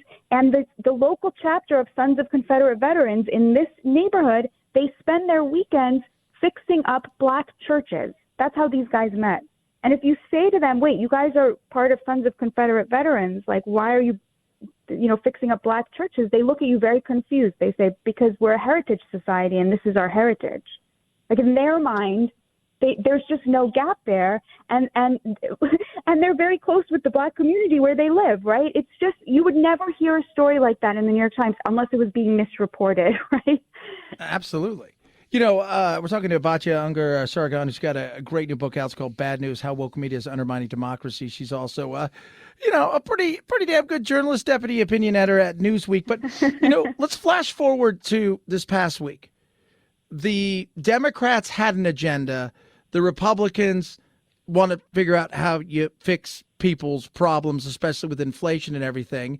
You had a lieutenant governor. You had 2 of the 3 statewide races that all 3 went to the Republicans. 2 of them are people of color. And yet I sit here and all I hear is, well, they're just mouthpieces for white supremacy. Who buys that anymore? It's so funny. To me, I look at Glenn Youngkin's victory, and I think that Glenn Youngkin, the reaction in the media to Glenn Youngkin's victory is the reason that he won, right? Like, the way that they responded, you see why he won. They responded by doing what they always do. Racist, racist, racist, racist. Glenn Youngkin won by using dog whistles, right? Which is obviously not true at all. The reason he won was because people are sick of being lectured to by a media elite that doesn't understand them. And it's so interesting because, Youngkin won for a number of reasons. I think you're absolutely right. The number one reason was inflation. People want to turn to state. They're turning against the Democrats who are in charge. They're unhappy with how Biden is ruling, especially on economics. All of the surveys show that, economics was the economy was the number one reason that people were turning out to vote. The number 2 reason was schools, right? And so specifically critical race theory, right? Now, notice how the media, the liberal media, what they say to parents about critical race theory, they'll say to them like this. They'll say, you don't know what critical race theory is, and therefore when you say you are unhappy that it's in your schools, that's just a racist dog whistle because you don't know what it is. Have you seen them saying that? Essentially all the what time. they're saying is, right, they're saying, I, the highly educated journalist, do understand what critical race theory is, but you could never understand what it is. You wouldn't recognize it if you saw it. The only reason you know it exists is because Fox News has hypnotized you and bamboozled you. You see that move, that contempt? It's the same thing that they were doing you remember that book, What's the Matter with Kansas, from 2005, when they were saying, why is the white working class voting against its economic interests? Oh, because, and their answer was, instead of saying, because the Democrats had abandoned their economic interests too, because Bill Clinton sent all their jobs to China. Instead of saying that, they said, oh, it's because they've been bamboozled by conservative media, which is racist and race baiting, right? And it's, white grievance. You're always hearing about white grievance. What they don't tell you is that Glenn Youngkin won the majority of Hispanics. They don't tell you that Glenn Youngkin flipped a majority black district, that black parents are complaining about critical race theory in their schools. And it's true, yeah, maybe these parents can't define exactly what critical race theory is. That doesn't mean that they don't have a right to say, my children's lessons are bothering me. It's not going the way that it used to. I hear them talking about white supremacy. I hear them obsessing over the color of their skin. I don't like that. I want it to go back to what it was. You know what I mean? They use their educational privilege to browbeat people, and then they use accusations of racism in order to silence them. Talking to Batya Unger Sargon, deputy opinion editor at Newsweek, but an author, an awesome one at that. Bad News: How Woke Media is Undermining Democracy. All right, last question. I love having you on, and I hope to have you on again soon. The reality is it's a business. And I mean, you point out in this, again, the business side of it, and we're far more competitive than we ever were. Every human being now that has a phone at any given time may become a journalist in any way, shape, or form. And because of that, journalism isn't journalism anymore. It's as much reality TV because it's as much about grabbing people's attention as it is telling the truth. And that's a tough thing out there because you know this as better than I do, that many of these people are paid by clicks, by views, by shares, and you have to serve an audience. And that's a tough thing if you want to be fair and balanced, if you will. But the reality is you got to pick a lane sometimes. Yeah, the worst part about this sort of model of media is that it's extremely profitable. So the New York Times is making money hand over fist by leaning into highly affluent, highly educated liberal elites and, sort of silencing everybody else and erasing everybody else and calling everybody who disagrees racist. It's very, very profitable. And so in the end of the book, I have some recommendations, but they're for individual Americans. I think, we Americans, we're too smart for this.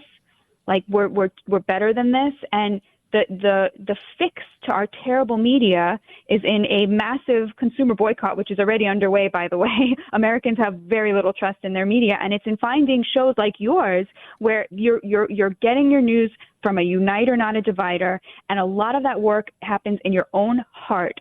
So when you're online and you see some article in the New York Times or somewhere else that makes you really, really enraged, or you see an article by somebody who you disagree with and you feel that, like, it feels almost like road rage, right? You feel so angry, like, how could somebody on the internet think this? Every time you feel that rage, someone's making $1 million. Like, they've hacked our hearts to make us hate people we've never met, people who we have more in common with than we ever have in the history of the universe.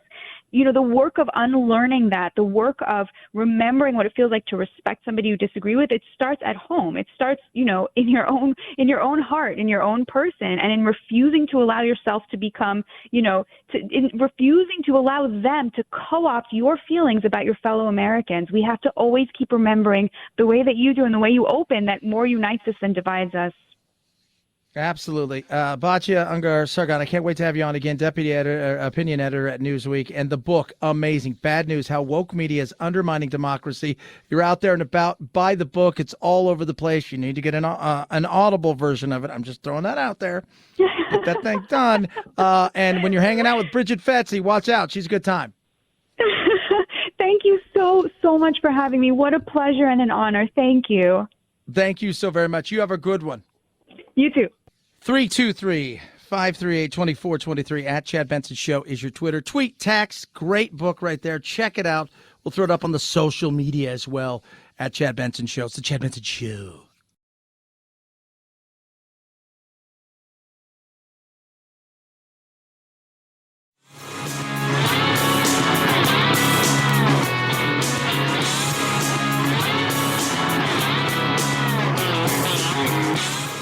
You stink like fear and white male privilege to me.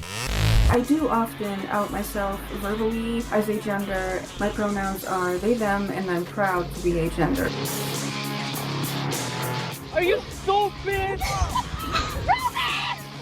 What? Are you kidding me? Not a great way to use your white privilege. Some people get it, some people don't. You're listening to the Chad Benson Show.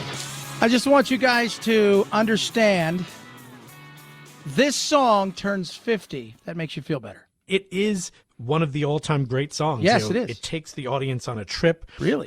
Through different emotions, different sounds. It builds up, it breaks down. It's just one of those songs that takes you on a journey, and you're with it the whole time. That right there is the Rock and Roll Hall of Fame VP of Education, Jason Handley. And he's talking about this song. There's a lady who's sure all that glitters is gold, and she's buying the stairs. It turns 50 years old today. Think about that. And it does. I mean, think about it. He was so right. It's like it ebbs, it flows, it rocks, it slows down. It has crescendos. It tells a story in ways that you just don't even like. When you look at it now, do you have that? I think it's some songs, maybe, but we also have a much shorter attention span. I don't know how some of these songs today would play when we have 3-minute attention spans at best. When people are like, man, TikTok's too long. 323-538-2423 at Chad Benson Show is your Twitter. Tweet at us, text the program. Love hearing from you. My picks this weekend did not go well in football. At best, I'm going to finish 7-7. Worst 6-8. Talk about letting me down. The Raiders, really? The Saints, the Buffalo Bills, to the Jaguars. The Bengals, that wasn't so bad. But the Cowboys, really? The Rams laid an egg last night. Steelers, Bears tonight. God willing, I'll finish 7-7. 323-538-2423 at Chad Benson Show. Your Twitter, your Instagram, you get her, all that other stuff. You guys have a blessed Monday. We got you through what could be one of the tougher days of the week, but you do it with a smile with us. Night-night, Jack.